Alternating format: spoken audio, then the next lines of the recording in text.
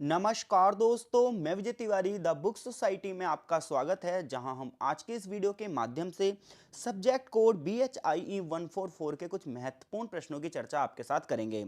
जैसा कि आप सभी जानते हो कि सब्जेक्ट कोड BHIE 144 का जो संबंध है वो भारत में इतिहास लेखन की परंपराओं से है। इस किताब को पढ़ने के बाद हमें यह पता चलता है कि जो भारत का इतिहास लिखा गया है उस लिखने के तरीके क्या थे, वो कौन सी परंपराएं थी जिन्होंने भारतीय इतिहास को प्रभावित किया है।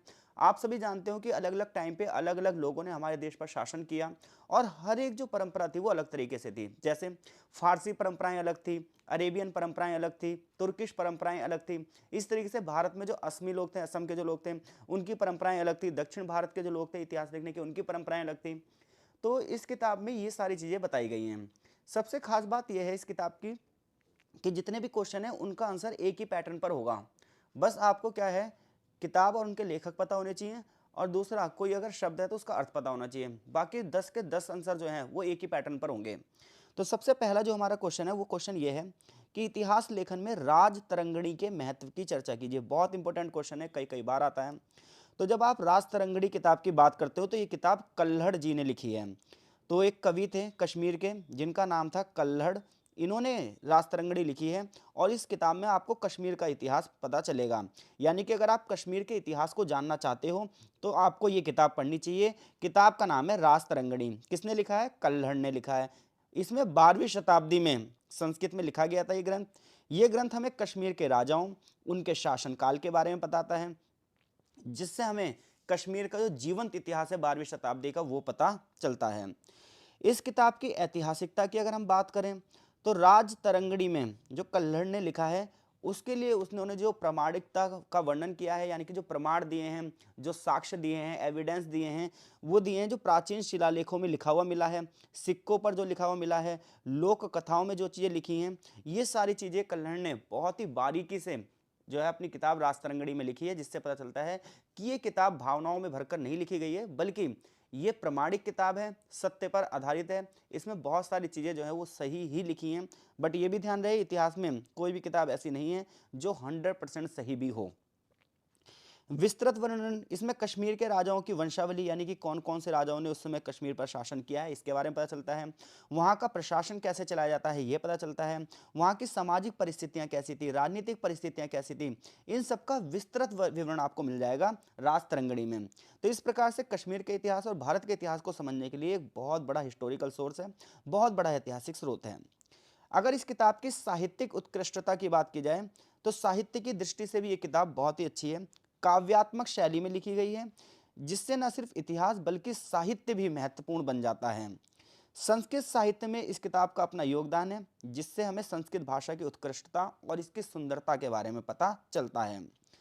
सामाजिक और सांस्कृतिक दृष्टिकोण की बात करोगे तो इस किताब से हमें कल्चर के बारे में और सोसाइटी के बारे में भी पता चलता है कि कश्मीर की सामाजिक संरचना कैसी थी, वहाँ कौन से रीति रिवाजों को फॉलो किया जाता था, किन धार्मिक मान्यताओं को फॉलो किया जाता था, उस समय का कल्चर कैसा था। ये तमाम चीज़ें हमें राजतरंगिणी से पता चलेगी।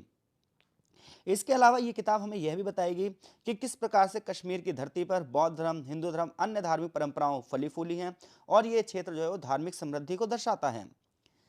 राजनीतिक घटनाएं जो दिखती हैं इस किताब में वो ये दिखती हैं। कल्हड़ ने बहुत बारीकी से बताया है कि किस प्रकार से राजाओं का उदय हुआ, किस प्रकार से राजवंशों का पतन हुआ, कौन कौन से जो है निर्णायक युद्ध थे, राजनीतिक षड्यंत्र क्या थे। ये सब हमें कल्हड़ की राजनीति किताब जो है हमारी राजतरंगिणी, इससे पता चलता है। इस ग्रंथ में हमें ये भी पता चलता है कि प्रशासन उस समय कैसे चलाया जाता था, कितने टाइप के टैक्स लिए जाते थे, न्याय किस तरीके से किया जाता था। तो उस समय की शासन प्रणाली को समझने के लिए भी आवश्यक है। ये किताब ऐतिहासिक मान्यता है, जो हिस्ट्री में आगे पढ़ाई करना चाहते हैं उनके लिए एक बहुत बड़ा सोर्स है। क्योंकि भारतीय जो इतिहासकार हैं उन्होंने राज तरंगिणी को कश्मीर के इतिहास का एक अनिवार्य स्रोत माना है और ये एक बहुत ही अच्छा उदाहरण है। इसके अलावा राज तरंगिणी को पढ़ने के बाद बाद के जो इतिहासकार हैं उन्होंने कश्मीर के इतिहास को और ज़्यादा विस्तृत किया है। आज भी जो खोज हो रही हैं, जो चीज़ें पता लगाई जा रही हैं, उसमें ये जो किताब है वो एक महत्वपूर्ण भूमिका निभाती है। निष्कर्ष ये निकलता है कि राज तरंगिणी इतिहास लेखन में अपने व्यापक दृष्टिकोण के लिए फेमस है, साहित्यिक गुणवत्ता और प्रामाणिकता के लिए अद्वितीय है। इसका जैसा और कोई ग्रंथ नहीं है जिससे आपको कश्मीर का इतिहास पता चले। तो अगर एग्जामिनर क्वेश्चन पूछता है कि राज तरंगिणी पर लेख लिखिए, तो आप बोलोगे राज तरंगिणी 12वीं शताब्दी के कवि कल्हड़ द्वारा रचित ग्रंथ है, जो कि काव्यात्मक शैली में लिखा गया है, संस्कृत भाषा में लिखा गया है। इस किताब से हमें बड़े पैमाने पर कश्मीर के इतिहास के बारे में पता चलता है, वहाँ के राजाओं के बारे में पता चलता है, उनकी वंशावलियों के बारे में पता चलता है, प्रशासन कैसे चलाया जाता था ये पता चलता है, टैक्स किस प्रकार से लगाए जाते थे यह पता चलता है, कौन कौन से अधिकारी वर्ग होते थे, कौन कौन से बड़े युद्ध हुए हैं, कौन कौन षड्यंत्र रचते थे, ये तमाम चीज़ें हमें पता चलती है। सिर्फ राजनीतिक दृष्टि से नहीं बल्कि इतिहास और संस्कृति की दृष्टि से भी ये ग्रंथ बहुत महत्वपूर्ण है, क्योंकि इससे हमें उस समय के रीति रिवाजों के बारे में पता चलता है, कौन कौन से धर्म कौन कौन से जाति के लोग वहाँ रहते थे ये भी हमें पता चलता है। तो एक तरीके से एक विस्तृत ग्रंथ है, जो ना सिर्फ सिर्फ इतिहास के लिए बल्कि साहित्य की दृष्टि से भी एक बहुत बड़ा ग्रंथ है। क्वेश्चन नंबर हमारा 2, इतिहास निर्माण में वंशावलियों के महत्व का वर्णन कीजिए। बहुत इंपॉर्टेंट क्वेश्चन है, मोस्ट रिपीटेड क्वेश्चन में से एक है। अगर आप BHIE 144 की किताब देखोगे तो बहुत मोटी किताब है और उसमें बहुत सारे चैप्टर हैं। तो जो यहाँ पर हम क्वेश्चनों की चर्चा कर रहे हैं मोस्ट रिपीटेड क्वेश्चनों में से एक है भाई। तो अगर आप इन क्वेश्चनों को ध्यान सुन लेते हो तो अगर कोई और भी क्वेश्चन आते हैं तो आपको लिखने का एक पैटर्न मिल जाएगा। तो देखिए,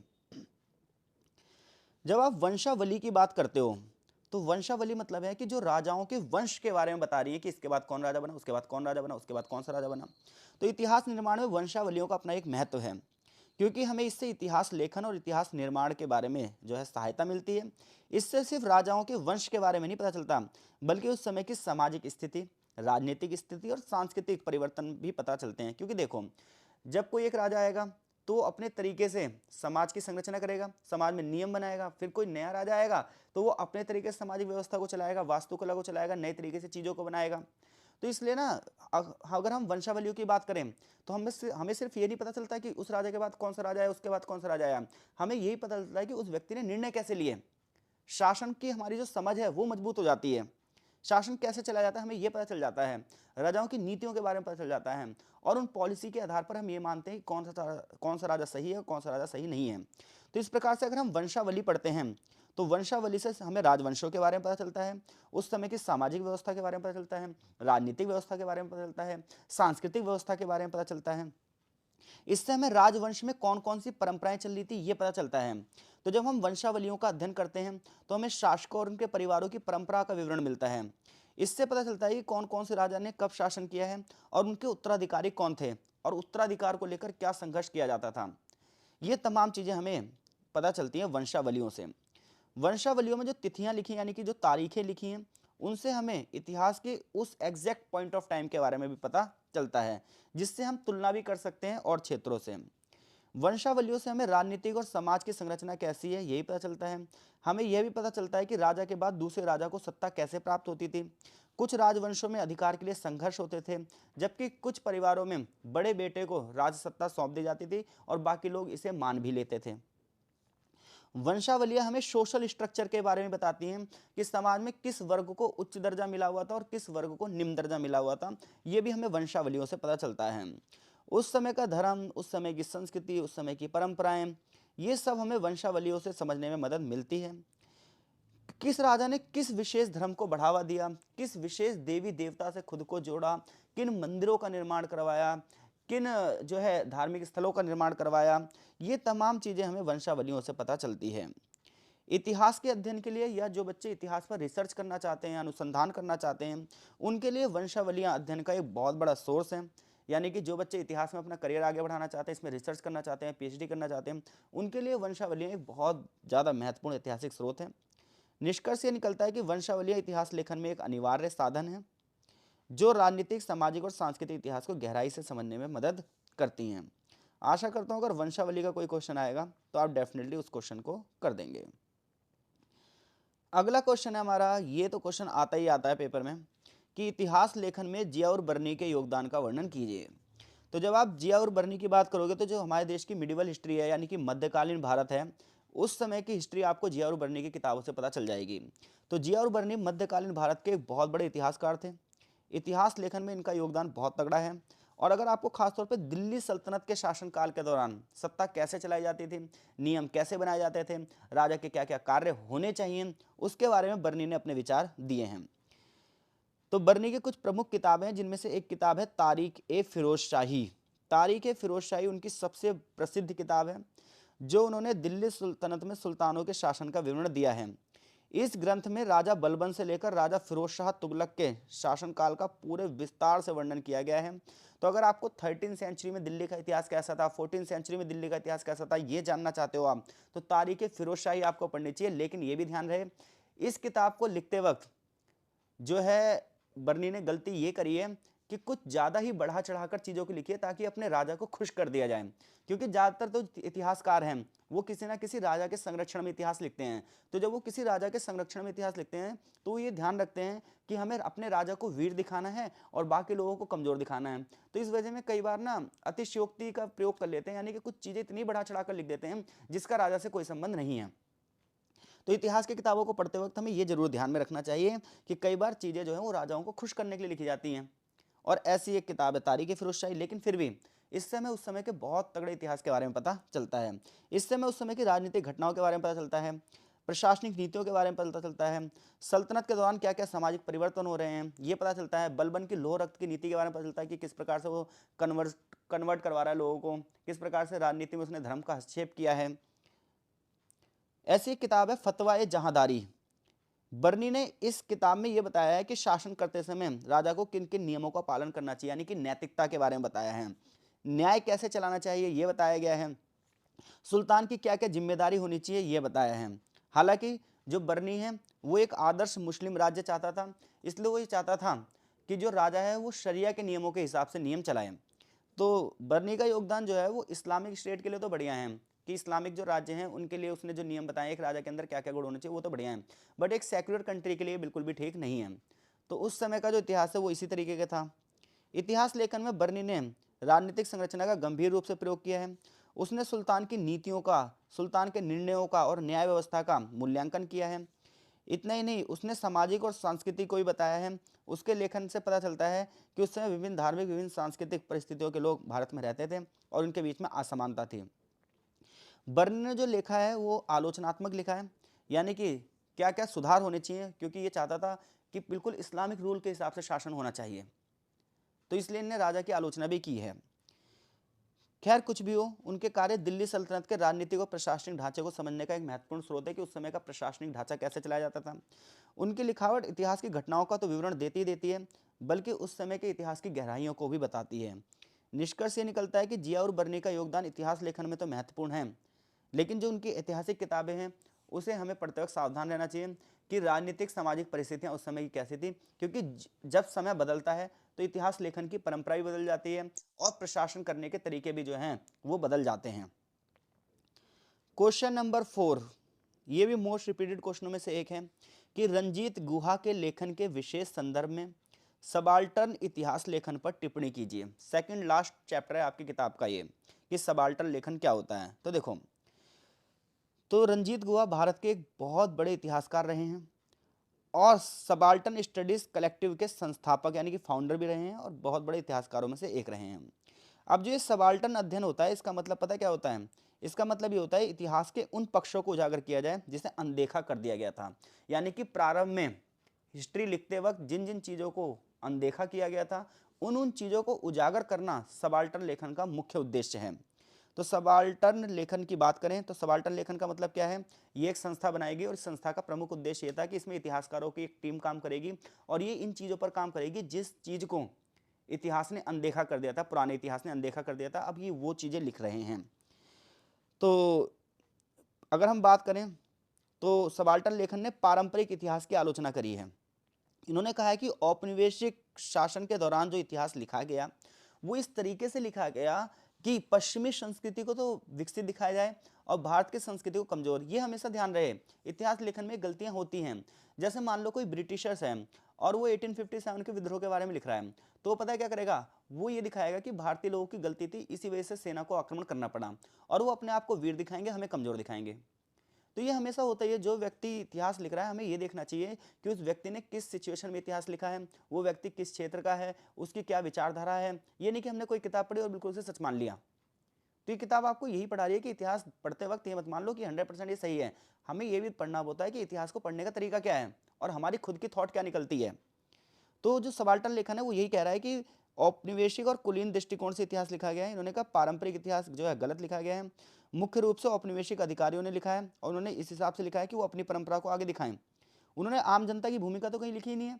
प्राचीन काल के इतिहास में राजाओं महाराजाओं के बारे में लिखा हुआ है, शासन व्यवस्था के बारे में लिखा है, आम जनता की भूमिका ही नहीं पता चलती, आम जनता के अनुभव ही नहीं पता चलते, आम जनता राजाओं की नीतियों से खुश भी है या नहीं है ये पता ही नहीं चलता है। तो सबाल्टर्न इतिहास लेखन के सिद्धांत क्या हैं?